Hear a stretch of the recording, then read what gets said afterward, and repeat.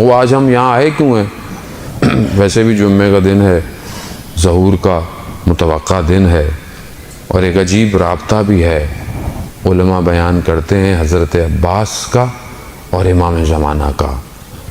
علماء بیان فرماتے ہیں کہ جہاں پہ بھی حضرت عباس کا ذکر ہو، ان مجلس میں امام زمانہ تشریف لاتے ہیں۔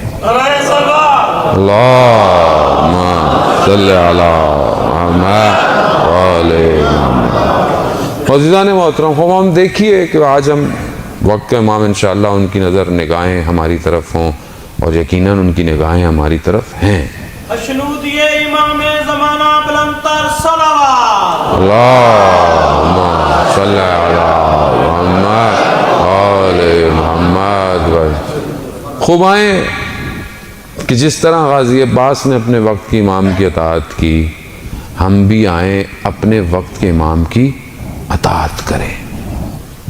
بندے حقیر کو جب بھی توفیق ہوتی ہے کربلا جانے کی، غازی عباس سے میں ایک دعا ہمیشہ مانگتا ہوں زری کو پکڑ کے، وہ یہ کہ میں مولا غازی عباس، جس طرح آپ نے اپنے وقت کے امام کی اطاعت کی اور اپنی جان کو قربان کیا، مجھے بھی یہ نوکری دیجئے کہ میں اپنے وقت کی امام کی اطاعت کروں اور اپنی جان کو قربان کروں۔ عزیزان محترم، غازی عباس کا ذکر سننے آئے اور وفا کے پیکر کا ذکر سننے آئے، اطاعت ذکر سننے آئے، اور دل میں یہ کہیں خیال ہی نہ ہو کہ میں بھی تو اپنے وقت کے امام پر قربانی دوں۔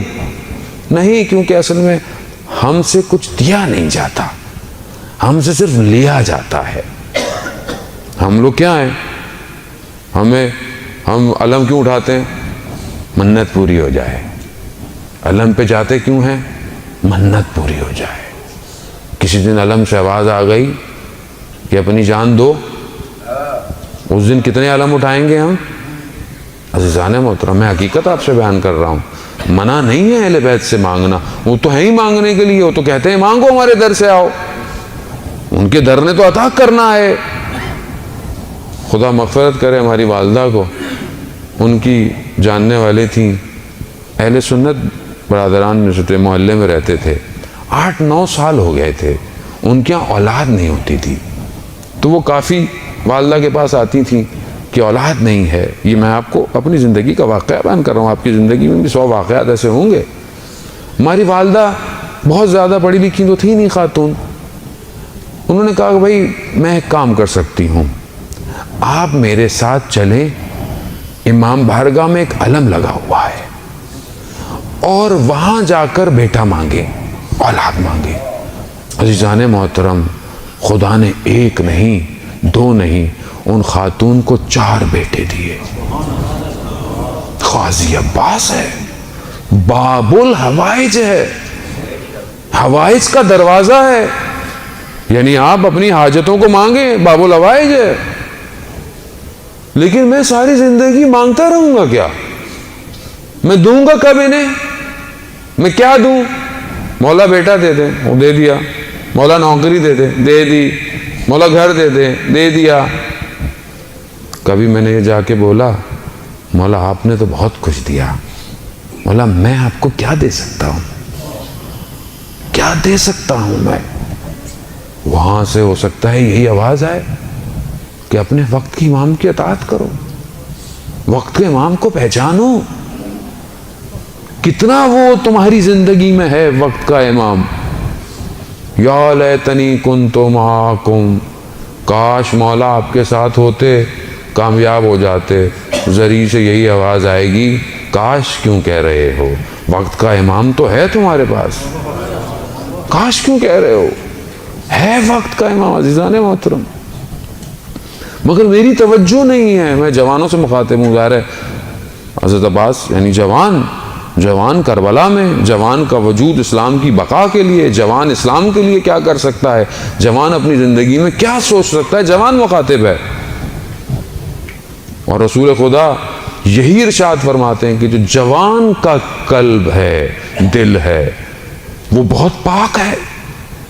مولا متقیان حضرت علی ابن ابی طالب علیہ السلام، اللہم صلی علی محمد آل امام جب اپنے فرزند کو، اپنے بیٹے کو بتاتے ہیں تو کہتے ہیں کہ جوان کا قلب بھی ایسا ہے، تعبیر یہی ہے حدیث کی کہ جوان کا قلب ایسا ہے کہ جو اس پہ بویا جائے گا وہی نکلے گا۔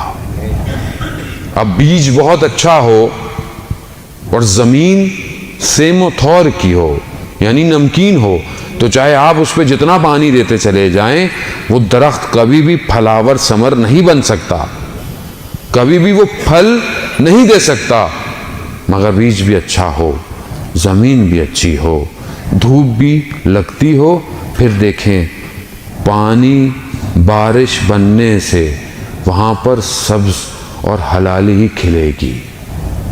زمین اچھی ہونی چاہیے۔ خوب ہم نے اپنی زمین کو کتنا اچھا کیا ہوا ہے۔ یہ زمین کیسے اچھی ہوگی کہ اس کے اندر سے صرف خوشبوئیں نکلیں، گندگی پہ پانی گرتا ہے تو بدبو آتی ہے۔ جانے محترم، میں جوان ہوں تو میں کیا کر رہا ہوں اپنی جوانی کے لیے؟ کیا میری پلاننگ ہے؟ کیا میرا فیوچر فورکاسٹ ہے؟ میں کہاں جا رہا ہوں؟ دنیا کدھر جا رہی ہے؟ میں کہاں جا رہا ہوں؟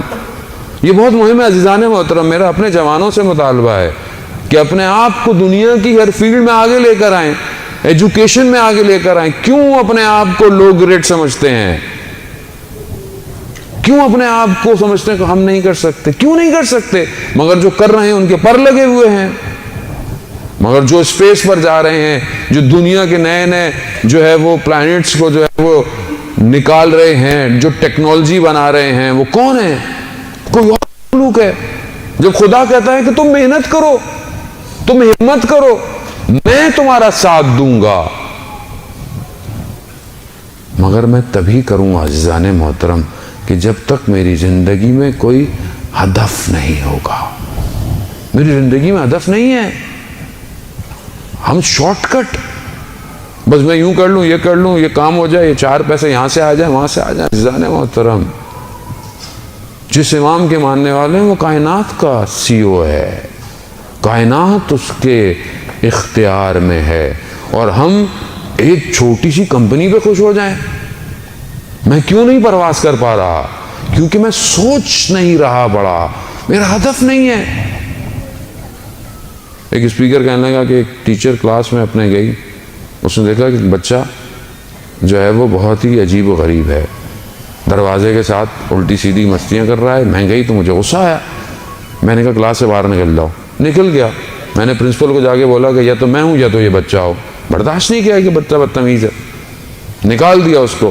کہتے پھر میں جب ٹیچرز کے ساتھ روم میں گیا تو میں نے کہا کہ میں نے یہ کر دیا، تو ایک ٹیچر نے کہا کہ آپ کے پاس سارے وہ الفاظ نہیں کہ آپ سب دروازے کھول سکیں۔ تو مجھے بہت غصہ آیا، لیکن میں بیٹھ کر میں نے سوچا کہ صحیح کہہ رہا ہے، میرے الفاظ وہ نہیں کہ جو ہر دروازے کی چابی ہوں۔ کہتے میں نے ایکسٹرا پڑھنا شروع کر دیا، مختلف بچوں کے بیہیویئرز کو جاننا شروع کر دیا۔ پھر میں اس مقام پر پہنچ گئی کہ جب بھی اسکول میں کوئی بھی آڑا ٹیڑھا شیطان بچہ ہوتا تھا، سب کہتے تھے کہ اس ٹیچر کو دو، یہی سب صحیح کر سکتا ہے۔ یعنی ہدف ہونا ضروری ہے۔ میری لائف میں جب کوئی مشکل آتی ہے میں تو لرزنا شروع ہو جاتا ہوں۔ یہ مشکلات اپورچونٹیز ہیں، ان کو اویل کریں۔ جب خدا مشکل میں ڈال رہا ہے، خدا کچھ دینا چاہ رہا ہے، خدا کچھ سمجھانا چاہ رہا ہے۔ ہمارے پاس آتے ہیں مولانا صاحب، سب کر لیا، ساری چیزیں کر لی، دعائیں کر لی، وظیفے کر لیے، سب کر لیا، مگر پھر بھی کام نہیں ہو پا رہا۔ عزیزان محترم، کہیں کوئی سوئی پھنسی ہوئی ہے، یا تو کوئی ایک نیک کام تھا جو آپ نے چھوڑ دیا ہے، یا کوئی ایک ایسا غلط کام ہے جو آپ نے کرنا شروع کر دیا ہے۔ کوئی ایک چیز ہے۔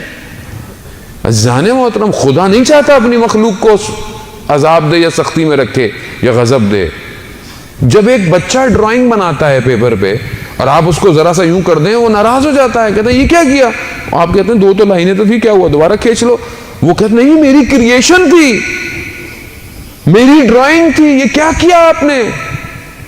جب ایک بچہ ایک کاغذ کی 2 لکیروں کو نابود ہوتے ہوئے نہیں دیکھ سکتا تو وہ خالق اپنی مخلوق کو کیسے پریشان دیکھ سکتا ہے؟ کیسے دیکھ سکتا ہے؟ عزیزان محترم، وہ بچانا چاہتا ہے کہ تم جو سوچ رہے ہو، جو کر رہے ہو، یہ تمہارے حق میں بہتر نہیں ہے۔ وہ اسی لیے پیچھے لاتا ہے بار بار، نہیں کرو، نہیں ہو رہا، مسئلے تو الہی ہے، خدا بہتر جانتا ہے۔